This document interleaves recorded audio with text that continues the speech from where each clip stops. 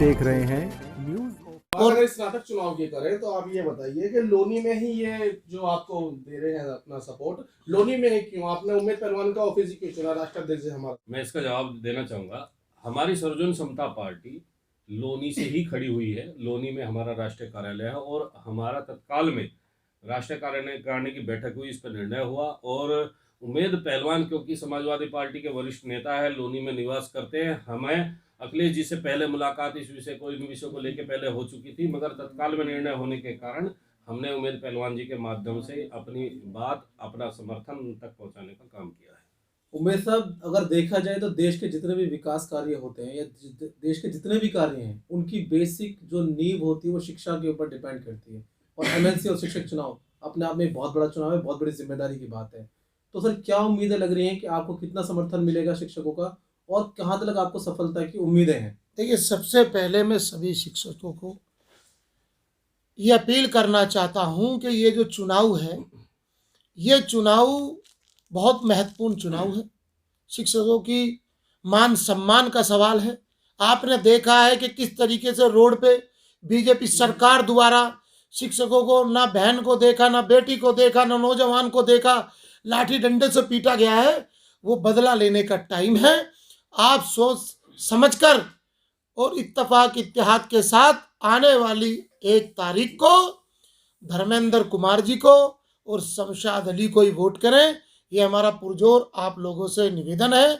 और हमें उम्मीद है कि इस चुनाव में समाजवादी पार्टी के दोनों प्रत्याशी बहुत अच्छी वोटों से जीतने जा रहे हैं और अच्छा परचम लहराएंगे।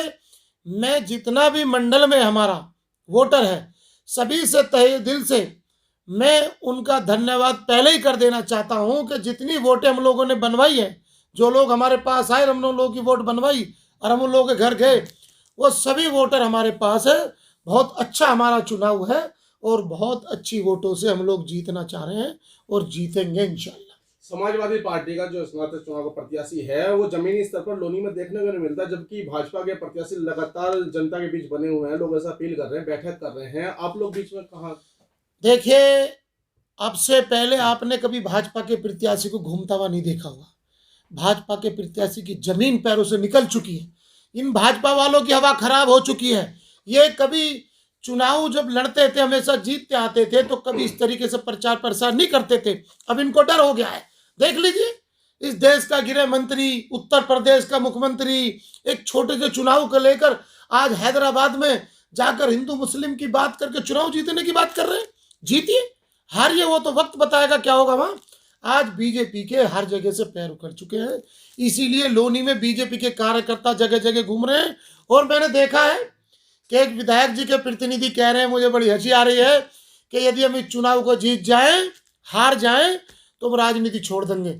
अगर बीजेपी के कार्यकर्ता इतनी बात कर सकते हैं कि हम हार जाएं तो पार्टी छोड़ देंगे, राजनीति छोड़ देंगे, तो देख लीजिए कि इन्होंने कितनी बड़ी सेटिंग और कितना बड़ा कमाल इन्होंने पहले से ही कर रखा है चुनाव को जीतने के लिए, कि चुनाव हुआ भी नहीं और उससे पहले ही जीत का दावा कर दिया और कह दिया कि हम राजनीति छोड़ देंगे। तो आप समझ सकते हैं कि बीजेपी के कार्यकर्ता और बीजेपी पार्टी कितनी साजिश की पार्टी है, कितनी साजिश वाले लोग। सर, लेकिन उसके पीछे मंशा ये भी तो हो सकती है कि अपने कार्यकालों को लेकर उनको एक उम्मीद हो, एक कहीं ना कहीं एक काम आप गिना दीजिए क्या हुआ है। चलिए, हम अगला सवाल करेंगे जो यहाँ के अध्यक्ष हैं लोनी विधानसभा के, उनसे पूछना चाहेंगे कि सर, कितनी वोटें आपको लग रहा है कि अभी एट द प्रेजेंट लगभग कितनी वोटें हैं शिक्षकों की जो आपके समर्थन में रहेंगी? उम्मीद है सर, क्या उम्मीद लग रही है सर?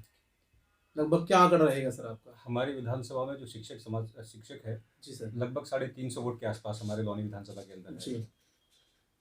और हमें पूर्ण उम्मीद है, जैसा कि उम्मीद पहलवान जी ने भी बताया, कि हम यह 80% के आसपास वोटिंग लेके जाएंगे। क्योंकि हमारी सरकार में 66,000 शिक्षक भर्ती नियुक्त हुए।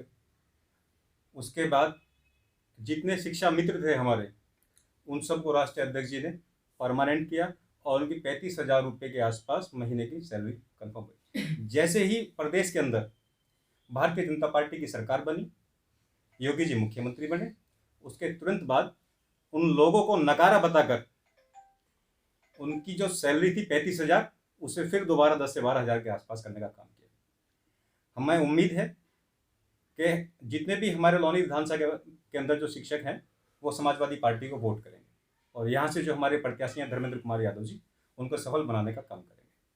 अगला सवाल हम करेंगे नगर अध्यक्ष साहब से। सर हमें बताएं कि ये जो आप क्योंकि यहाँ के स्थानीय व्यक्ति हैं, तो स्थानीय व्यक्तियों में शिक्षकों का क्या रुझान है इस पार्टी को लेकर, इस चुनाव को लेकर?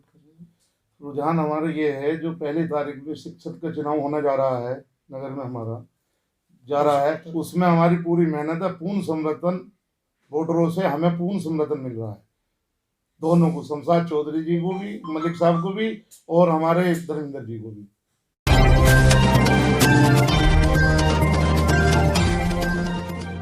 आप देख रहे हैं